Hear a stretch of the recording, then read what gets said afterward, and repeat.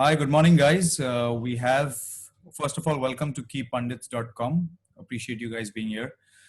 We have Mr. Gourav Mardia. He is a chartered accountant by profession with an extensive experience of over 15 years in the financial service industry, with dedicated exposure across private equity, lending, credit appraisal, project financing, corporate finance, term loan syndication, structured finance, debt restructuring, turnaround strategy, and new business initiatives. Welcome, Gaurav. How are you doing? I'm good, Avinash. Good morning to everyone and all of your viewers. Thank you. Thanks Uh, for your time, Gaurav. I would like my to pleasure. first ask. The way I'm going to structure this is I'm going to ask you a little bit about your personal, how it's impact your personal life, and then secondly, get straight into questions about how is it impacting the BFSI, which is the banking, financial service, and insurance industry. And if you think we need to talk in detail about a particular sector, we can, I would love to do another session with you at that time. But if you don't mind touching base on all these sectors one by one, that would really help. And in the end, I would, like every other person would ask, where should we invest the money now if we have the money? So let's start with Sure. how's your personal life going? I believe you're at home. Everybody's locked down in Mumbai. So I think at this point of time, the everybody's the personal life is the same. Yeah. So there is nothing much of the difference, and the way that we are actually feeling to work like as a very tolerant people. Yeah. So yeah, this has been something which is going on. So it's no doubt about it. It has been changed the whole, the atmosphere and how to do the work from home kind of a Yeah. concept, and which has been very well acceptable, especially in the kind of the financial industry. Mm. So the no challenging on this part of it, on accepting as a part of the work from home. Probably this leads to a kind of the digitization which has been a long pending due on account of this sector. Mm. Mm. So there is some positivity to that. That is a forced way of now working, which was actually going to help the future in the long run, right? Absolutely, I agree. And there are various broking companies, various securities companies, the NBFCs. They are trying to figure it out. The kind of the software which has been available in the markets. By virtue of it, they will be able to track their employees, what they are doing by working from home. They have the whole kind of the data and information that to whom they are speaking with, and the what kind of the productivity which is effectively generated at the end of the day. Mm. So the digitization in any ways going forward, the real estate on account of the commercial rentals, Mm. specifically on account of the BFSI segment, you will going to see it will going to come down because this sector is specifically looking for the reducing on account of the operating cost, Mm. and in order to increase their margins and all this thing, and this is a very effective way to do this. Mm. Probably this as my personal opinion, Yeah. this will going to it will going to change the way of the working in this BFSI segment altogether. Oh, really? And you talked a little bit about NBFC. NBFCs were already doing terrible before the lockdown as well, right? They had a couple of years which was not going their way at all. Now, with this major jolt coming in, what do you see happening with major NBFCs in the market?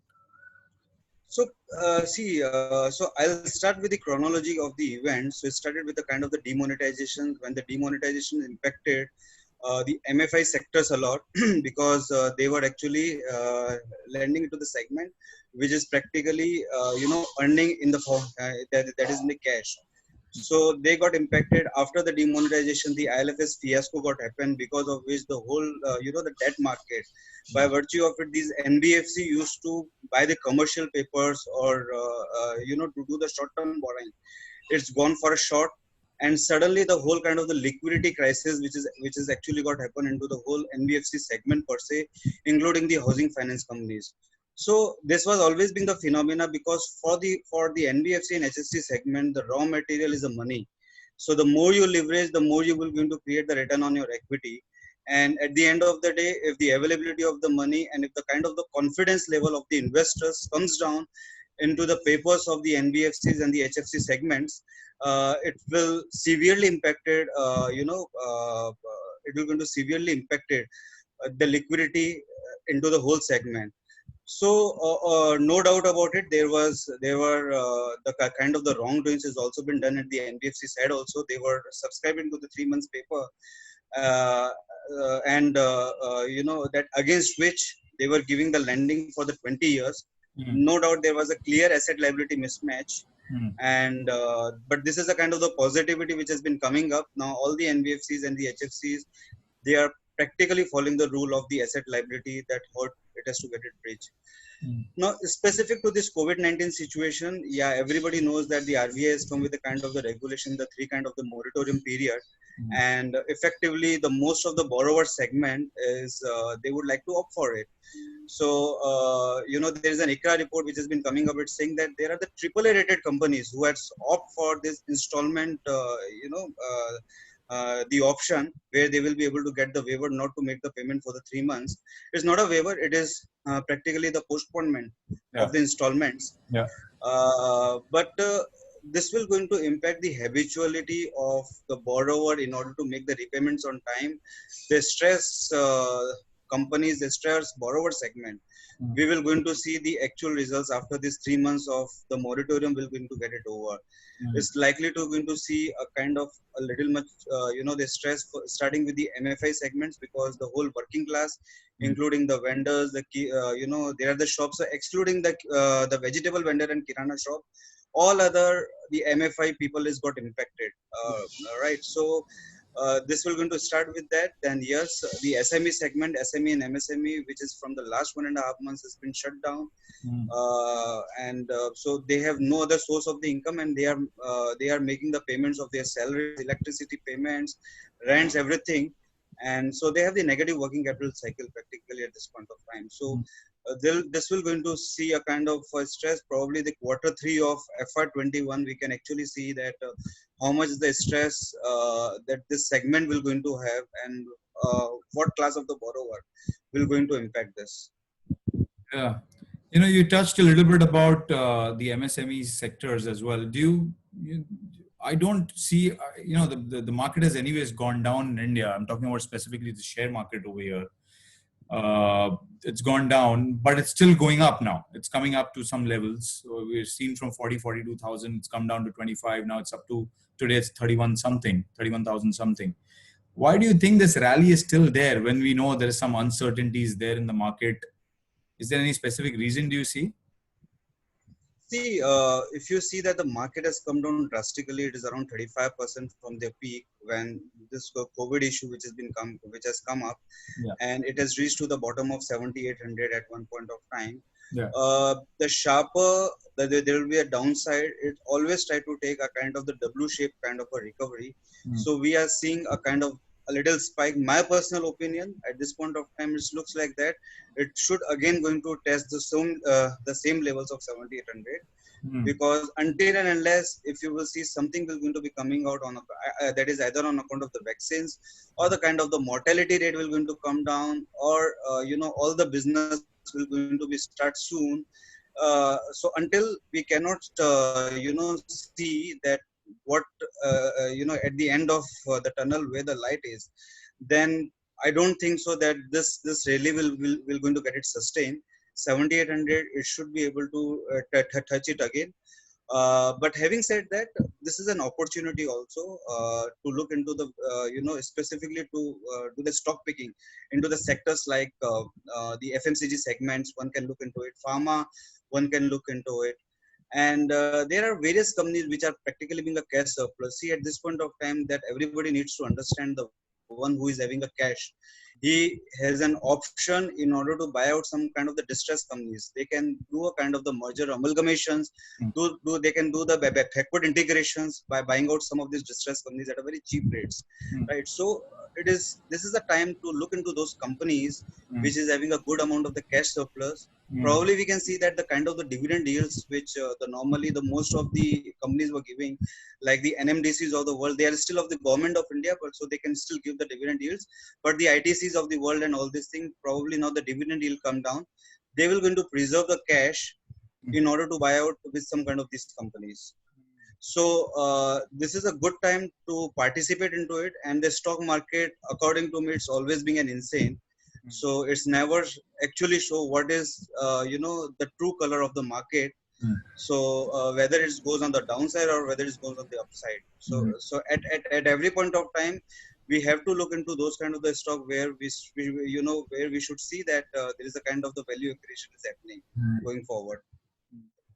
You're talking about some other asset class as well. I should have taken your advice in 2016 or 17 of actually buying some gold, and I did not.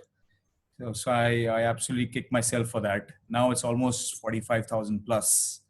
That was the advice which you gave me was around 26,000, 27,000, and you said, 26, yeah. keep buying, keep buying. I did not. Correct. I, in fact, sold and bought another property, real estate, which I'm using it, so that's fine. But what do you think right now the gold rates are? I've heard some crazy numbers in the market. I would like to get your opinion on that. See, the basic philosophy for any of the asset class is that if that asset class will going to go down, it will always going to rise up. Means there is nothing which is called permanent. Yeah. So when there was a boom in the real estate market starting from 2004 till 2013, everybody was been so hungry, and nobody can believe that this asset class can come down at any point of time. And I was telling to all of my clients or the investors from 2012 onwards, it's if you have the surplus real estate asset class with you, just hold it out, because you will going to see a good amount of the downtrend, and people say that you are insane. 99% of the public and the population is saying that go and invest into the real estate asset class. Yeah. So that exactly says that that is the reason that the 1% of the public makes money, Yeah. which goes out of the trend. Yeah. So the gold, if you see that it always it always rise in the crisis.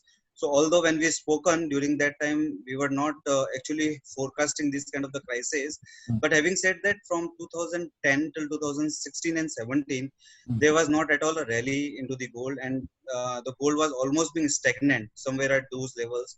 It went to the peak of 32,000, then it was actually this hovering around between 26 to 28,000.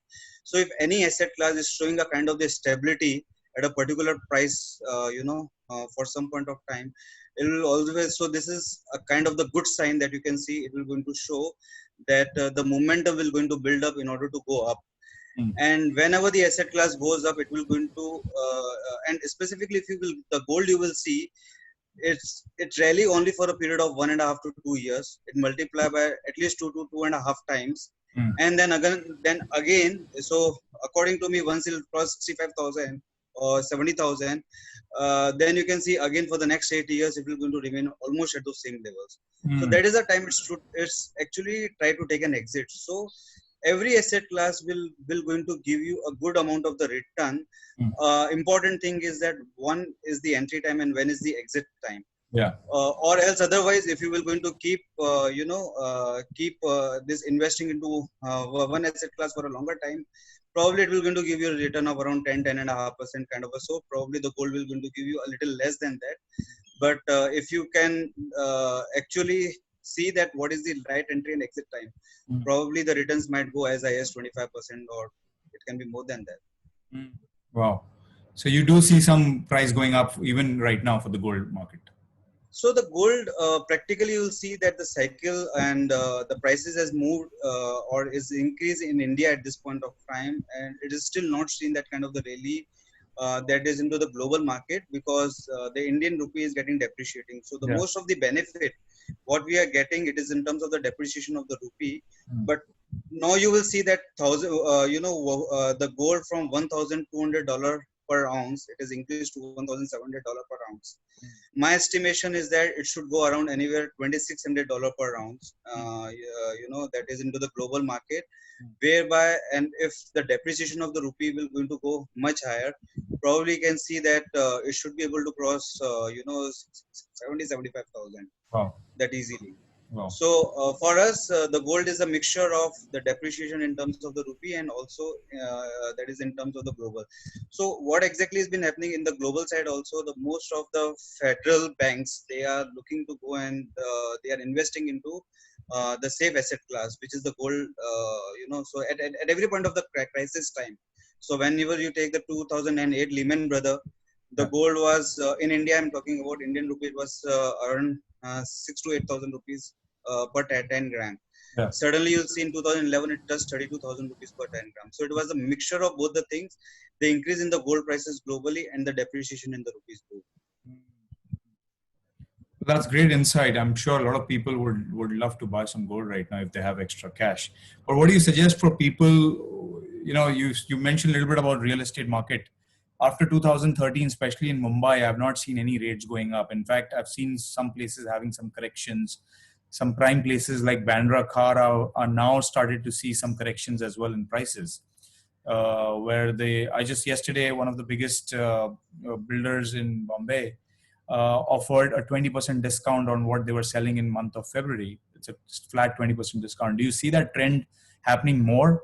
People are going to buy property for their use rather than for investing now, right? And even if for use, is it time to buy right now or to hold and buy later? It's a very interesting thing, and probably I'm going to take a little longer time in order to answer this. So, see, need to understand that how this cycle has been moved up on account of the real estate side. This 2004, 5, and it actually went up till 2013. This is a Yeah. very big cycle. It's for the Yeah. 8, 9 years, and the way it has been moved up, I was always, telling it to everyone that if take around 8 to 9 years for the bull run, probably we should be able to see that at least 7 to 8 years kind of the bearish, the trend also into this Mm. thing. So everybody was expecting a kind of the V-shaped recovery because the developers have seen the V-shaped recovery during the 2008 times. So when the Lehman has fall after a period of 8 months, suddenly there was a sharp, the spike, and suddenly the prices has gone up. So all the developers, they were been waiting in the last 4 years that again the same momentum will come and they will see the V-shaped recovery. Because of that greed, they were not been able to sell a good amount of the inventory at a lower price. Probably they would have done that and they would have sold the inventory. They should be able to, they should be able to relieve the burden on account of a debt. Now, unfortunately, what is got happen in this cycle is that most of the real estate companies, they are being leveraged. They bought their land parcels, you know, at very crazy rate of interest, starting from 18% going up to 30% kind of the rate of interest.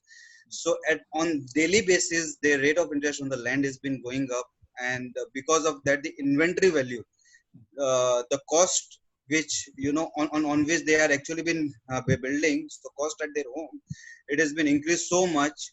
Practically, if you ask me, at most of the places now the builders are selling almost at a cost price. It Mm. is it is majorly because of the reason is that they have been too much leverage with Mm. the high rate of the interest cost. Mm. Now the thing is been going to be come out to be is like this, that one side the developer would like to create a kind of a liquidity event. On the other side of it, they don't want to incur the loss. Mm. So how much the price reduction will going to be happen from here onwards, it's very, very difficult to say.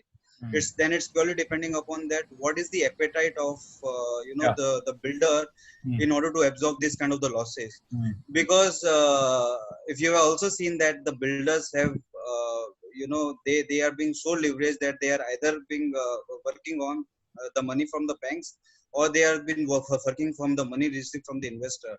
They Mm. hardly had a good amount of the skin into the whole game.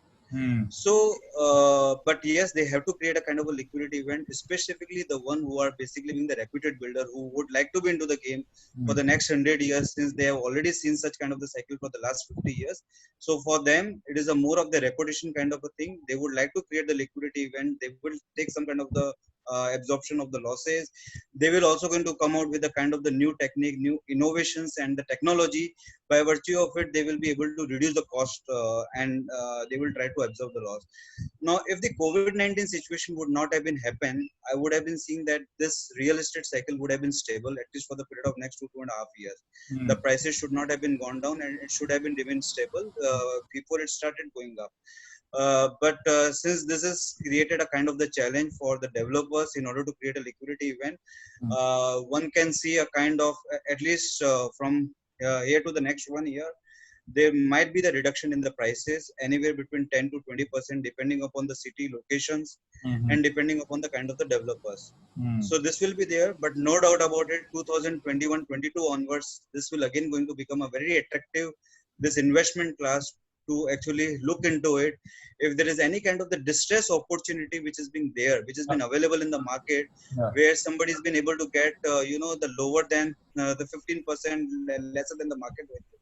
I think this is a good time to invest into the Indian real estate market. This is the best time because 2021-22 onwards, you can see that again the cycle will going to start picking up on the real estate side. Mm. So that was my next question actually for you. Is I see a lot of my friends also talking with somebody having surplus cash saying, let's buy as a fund a bunch of distress sale directly from the courts.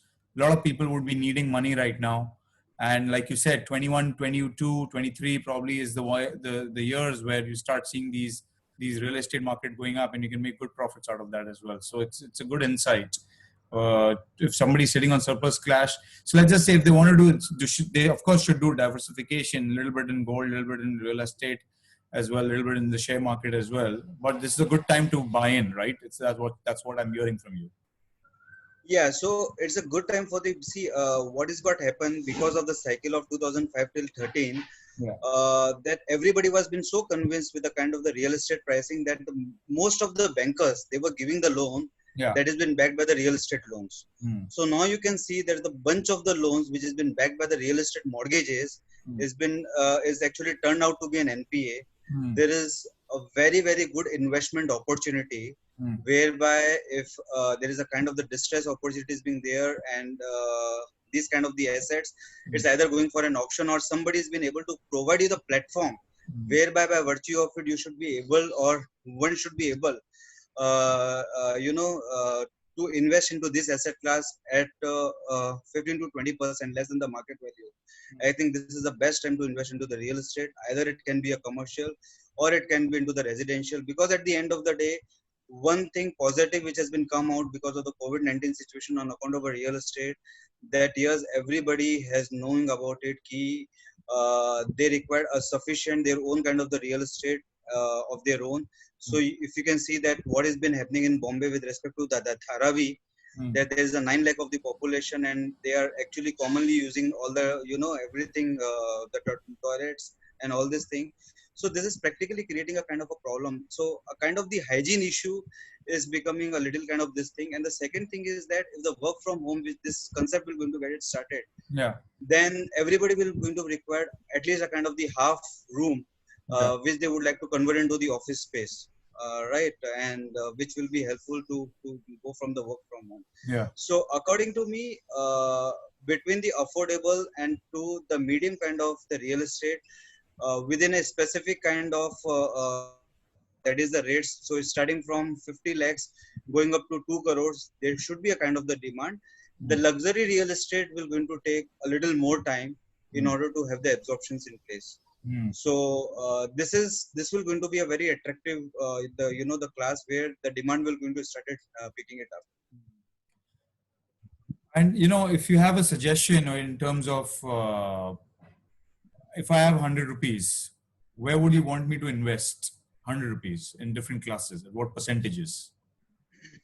See, the investments into the asset class is purely depending upon the how the person take the risk appetite. So if somebody who is of my age, 37, 38, I would suggest to put into the asset class like the equity, a little bit on account of the gold, because the gold has also seen a kind of a rally. It will going to reach 50,000 at any point of time, and after that you have approximately the upside of around 35 to 40% from here, which everyone believes that probably within a period of 1.5 years it should be able to touch to that levels. So on the very short term perspective, gold is there, a good equity asset class. And if there is a good opportunity which has been available on a very selective basis on account of the real estate side, one should do a kind of a leveraging. And because the home loans now have been available at a very cheap rate, 7.5% from the SBI and all this thing, right? So do a little bit, the more on account of a leveraging, and to look into this asset class going forward. Because this asset class will again going to give you the same CAGR return of 20%. Probably again I'm saying, people will going to tell me that you are insane. Yeah. When the real estate market is on such a kind of a downtrend, Yeah. and people are thinking that the real estate will not going to see any kind of the rise again. But this, according to me, it never happens to any of the asset class. Every asset class has to see the up and rise. It is only a kind of the cycle which it has to go into it. So the gold and equity and very lucrative deals on account of the real estate, one should leverage and should park their money. Yeah, people have this uncertainty because till the time the vaccines are not out, you don't know. There are reinfections happening. There's relapse of coronavirus happening. So there are two thoughts. I keep getting information about. Well, the mortality rate is between 3 to 3.5%, which is low compared to what we've seen with other pandemics as well. And it's mostly in the older generation. So the younger generation cares a little less. You've seen in United States, a lot of younger generation are still out in the open. So if everything settles down, people would want to go back to their normal life. And like you said, probably the work from home the culture would come. I've heard one of these large IT companies from India saying by 2025, we would want only 25% of the staff to be in the office. The rest they can work from home or wherever. And they're building their infrastructure based on that. So like you said, they probably need half a room or one room extra within their home where they can work from, ideally. So the real estate would grow on that account. On the other side, the real estate market for the offices would probably be lesser requirement, right? So practically, I agree that if the concept of the work from home will start, it will going to impact on account of the demand for the commercial offices. But I feel and I believe that the India is basically being the service sector industry, right? There is a lot of the back office. There will be a lot of kind of the IT services which will going to be grow up. It will going to grow up, right? Yeah. Because the concept with respect to the work from home, if somebody has to do, it has to play a kind of the digitization role, which is effectively in India. There are not too many companies which are being there, not too many IT companies which is providing these kind of the solution providers for the SMEs, MSME industries, for the banking and all this thing. So these industries will grow up, no doubt about it, which will going to create a kind of the commercial demand. Yeah. But yeah, it doesn't require to be at a very, very, prime locations. So probably the prime location demand, it might will going to get it impact, but the demand for the commercial office will going to remain forever in some way or the other, either in terms of the back office, the IT sector, or in this some way or the other. There is a very interesting, the report which I read in 2017. So they were talking about how the real estate will going to get it converted into a very IT technological platform, and how the auto industry will going to get it impacted because of the digitization mode and the kind of the Tesla coming up, the Ola Uber coming up, right? So they are talking about at this point of time, we are struggling with the kind of the parking space. In 23, you will going to see that you have the ample parking space and you don't have the cars, which will be there in order to do a parking, because the new generation will not like to buy the new cars. They would like to go with the concept of Ola, Uber, the Teslas of the world and all this thing. Yeah. They would like to use the maximum of the technology side of it. But having said that, at the end of the day, these Ola, Uber and these ones, they will going to create the demand on account of the auto. So the same way it will going to be applicable for the real estate also. It will going to move from the concept of the commercial demand to the work from home. But in another way, it will going to create the demand on account of the commercial office, primarily coming from the services industry. Yeah. Do I've also seen you've seen Japan now giving some incentives for Japanese companies to bring some of their business back into Japan. And people say, well, the favorite country right now for a replacement for some Chinese manufacturing could be in India. So you'll see a lot of growth happening. Do you see that a lot of growth happening in India as well because of that manufacturing? With all kind of the adversity we talk about, we have so much of the population, demographics and all this thing. The major strength of India is again its population only. Yeah. Because there exactly the whole consumption story is there. Second strength of the Indian economy is that we have the younger population. Yeah. If, as compared to the any global country, so we have the younger population. We have a good amount of the talent which is available, because the education has been something. It's been spread across. It's been spread wide across. So we have the good amount of the talent pool which has been available in India. The only thing is that probably the government has to take a little more of the initiative on account of this. They have to come up with the kind of a single window clearing system for the investors who are being ready to bet on India, that yes, this is only one single window, and whatever the license that you have to apply in order to open your manufacturing plant, you have to do everything that is under that will everything go under one clearance. Yeah. A very neat and clean income tax, whatever the direct and indirect tax structure, it has to be come out. Because some way or the other, the kind of the decisions which the Supreme Court has given on account of this 3G cases, where suddenly that 2 or 3 companies including Uninor and all these things, they have lose their licenses. Yeah. Where the Telenor was saying that what exactly was our mistake. We were actually been there was a license which has been shown to us, and basis on that we have invested the money. Yeah. Right. Again, there was basically been the dispute which has been going on account of the Vodafone tax demand, Yeah. which is being very high. So Yeah. these kind of the past that we have seen specific to the investment into the Indian industries. This is something we have to come up very, very clean and clearly. Yeah. And the government has to come out with its policies very clearly. There is an ample demand which is being there, because nobody has been questioning on account of the quality. Yeah. On account of, is there any kind of the quality compromise? That is the reason you will see that all kind of the services industries is lying in India the maximum, because it doesn't require the more of the government intervention. Yeah. And so the entrepreneurship in India, the kind of the talent in India we have, is something of that sort, that we can change the whole dynamics of the world. Yeah. Only thing is that a little much of the support has been required. Also, in terms of the interest rates has to be come down, specifically on account of the manufacturing side, because there is a lot of the competition which is being there. Now it is basically being a very global competition. If you ask me, in the agro commodities export, now there is a margin of 3.5%, 4% with that kind of a thing. And for the working capital loan, that whatever you take at the rate of 9.5%, 10%, it practically become unviable. Yeah. So if we have to actually compete it globally, there is some kind of the relaxation, some kind of the incentivization. We have to see that what kind of the model which has been taken by China in order to give some kind of the incentives to these kind of the, to these industries. And this is something will become very helpful for us in order to create a kind of the industrial developments in India, and you can build a good amount of the industrial corridors. Because the most important thing now what we have is all kind of the infrastructure facilities there. You have the good roads, you have the good transportation systems, you have now there was always been the shortage on account of the power. Now we are also becoming a power surplus. So if you have all kind of the infrastructure which is available with you, the abundance land, the good human resource, so everything is being there. So it does require only a kind of a simple policy formulation.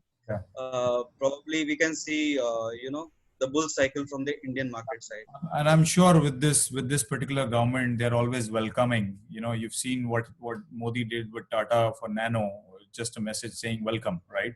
So that's the mentality this particular government has. That's very welcoming. It wants business, it wants to grow, because in the end it realizes that's the only way to grow the market, is to welcome everybody. So I'm pretty sure, I hope, and I'm pretty sure that this government is probably going to take those steps. Talking about, on the other topic, what do you think about the RBI's measures for the COVID-19 response? How has that been? And with LTRO as well. See, what exactly got happened, that RBI has pumped a good amount of the liquidity into the system. So by virtue of the steps taken by, they have actually decreased their repo rates, and they have also decreased the reverse repo. So practically they are actually disincentivizing the banks in order to invest into the RBI bonds, because this is giving a very low yield kind of a return. The only problem that the banking system is actually been seeing in the last 5-6 years, the decision which has been taken by the banks at that point of time turned out to be a wrong. And after then that, there is so much of the hue and cry, the kind of the law which is works either on account of the enforcement or on account of this thing. The confidence from the banking industries has been shaken up to a great extent. So banking industry is becoming a more kind of the case covers. So although the RBI has come with a kind of the measure, they have come with the LTRO facility where they are saying that 50,000 crore has been available to the bank. They can actually participate into the auction, and this is money that they will be able to utilize for the long term, because whatever you borrow in terms of the repo, it is available for short term. In case of the LTRO, you get it, the long term money at a very cheaper rate. The participation has gone low because the RBI mandate was is to give majorly given to the kind of the the charity sector lending. They would like to give it to this medium and small sector of the industries, which the bankers are saying that we are being risk averse at this point of time. We are being happy to invest into, or we are happy to lend it to the AAA rated companies rather than to take a bet on the small scale industries, the double B, triple B kind of the rated.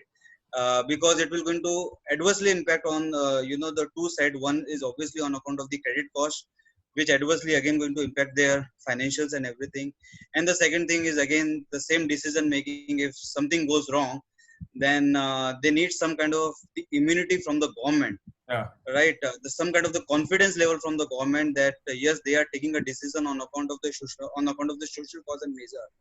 So now what the bankers are saying, we are happy to actually make the disbursement of the loans, but let these loans to be guaranteed by the RBI or to be guaranteed by government of India, so that it should not impact it directly indirectly to our financials.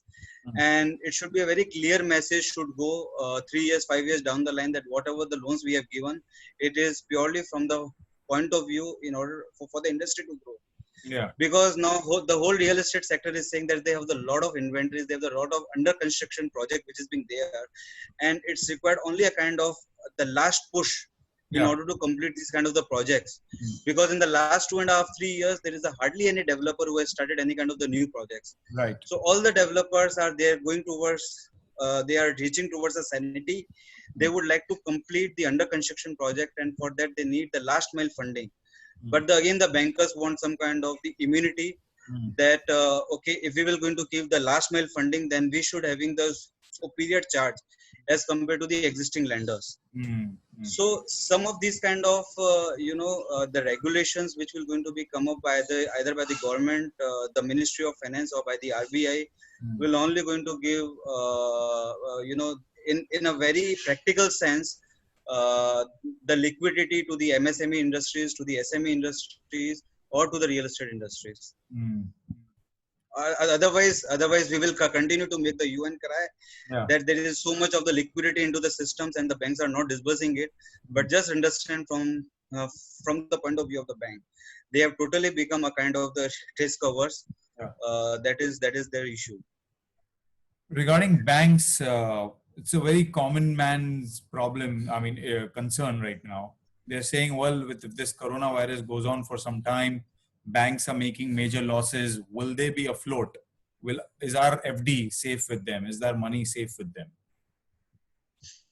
So this is a very, very subjective question, because the government also takes the decision depending upon the size of the bank and what are their investor class and all these things. So if you see, we have two great examples in the last 1 year. There is the one PMC bank, right?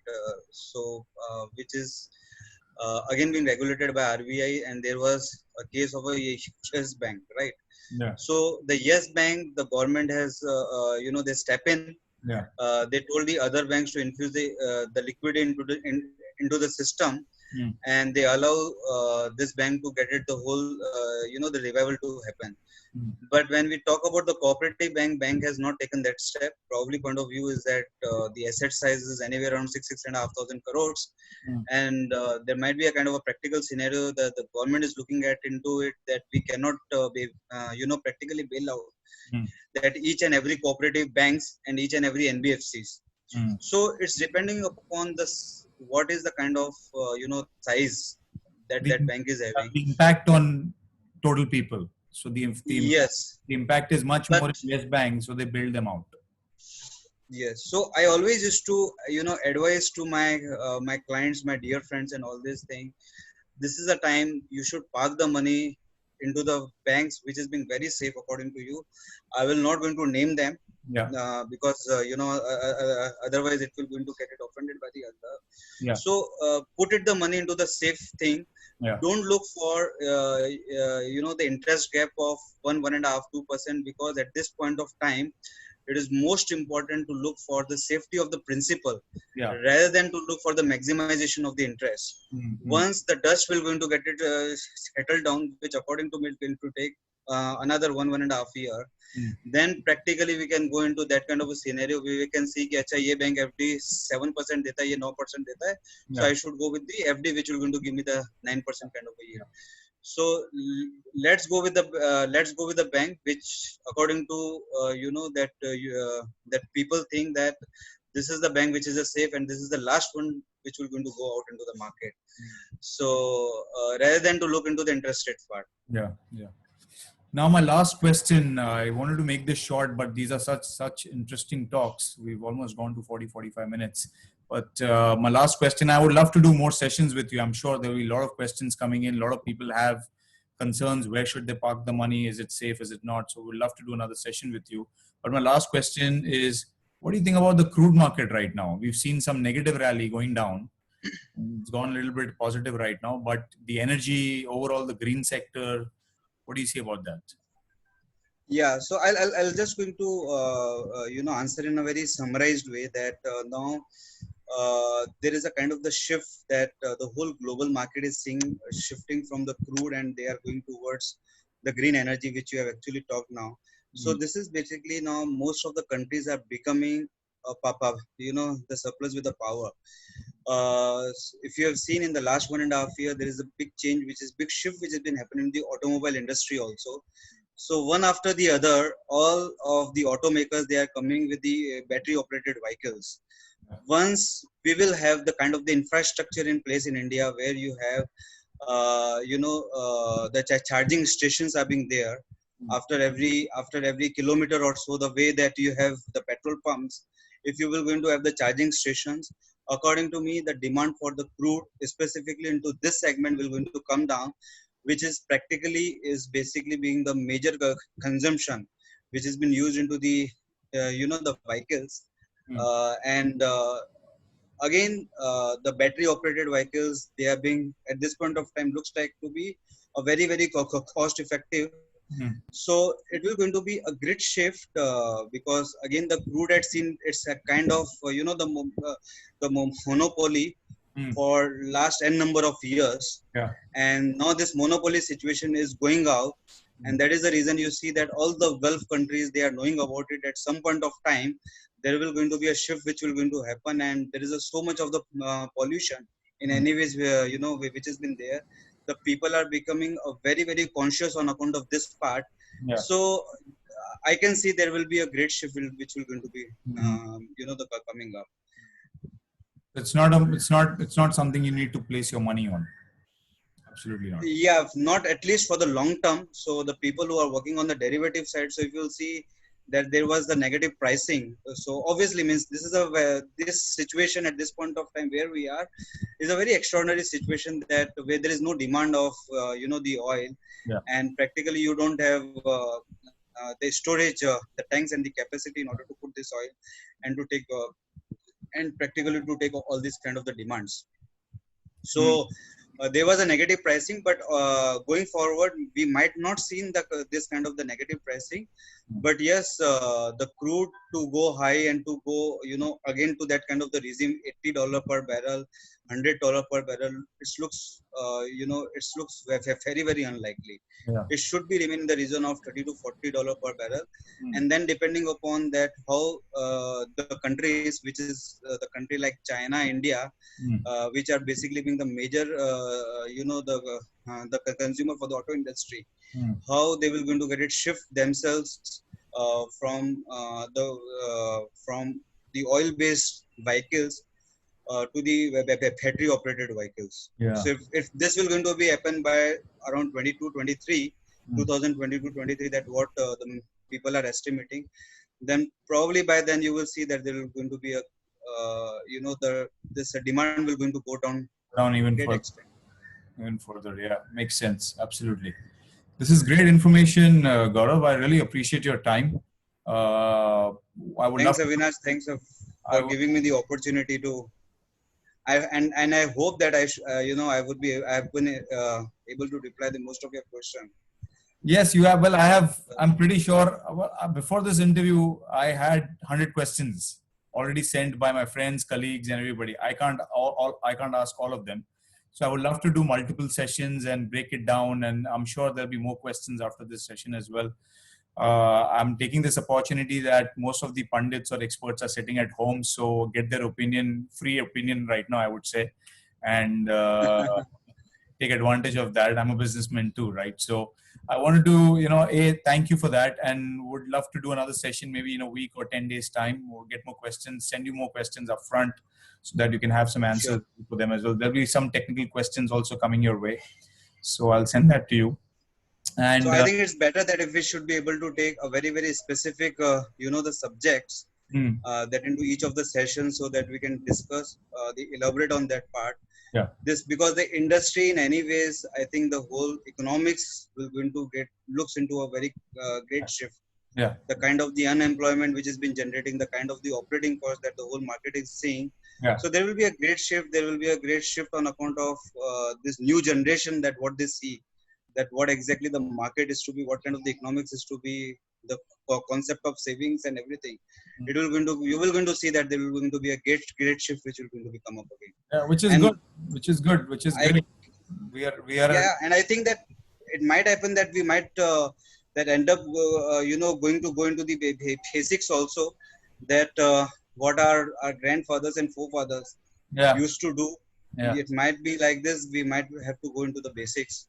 Yeah. To go for the more savings. Yeah. And if any kind of the situations come, we are being ready in order to fight for it. Right. Yeah, well, in that case, in that case, the economy doesn't work that well, because if you save, you don't help the economy, right? So there's always that, once the vaccine comes, I believe people will go back to their normal ways of enjoying life, being out there. In fact, it's going to be even more. I've heard from my friends that after this lockdown gets over, let's go to Bangkok, let's go to Vegas, let's go to, these places, as if, so it's like the spending will. Exactly. They actually got now frustrated to be at their home now. Yeah. We all so the husband and wife, they would like to have the leave, and but they don't want to go to together. And there's only so much. So after spending 1.5 months together, 24/7. Yeah. This will be again a great shift. There's a joke you must have read on WhatsApp that I got so friendly with my wife that I started telling her about my other girlfriends. I agree. So you don't want to be too friendly. I agree. But thank you so much, Gaurav. Appreciate your time. Thanks, Avinash. I'm going to put this online and I'll send you the link for it. Great. Thank you. Thank you. Have a good day. Bye-bye.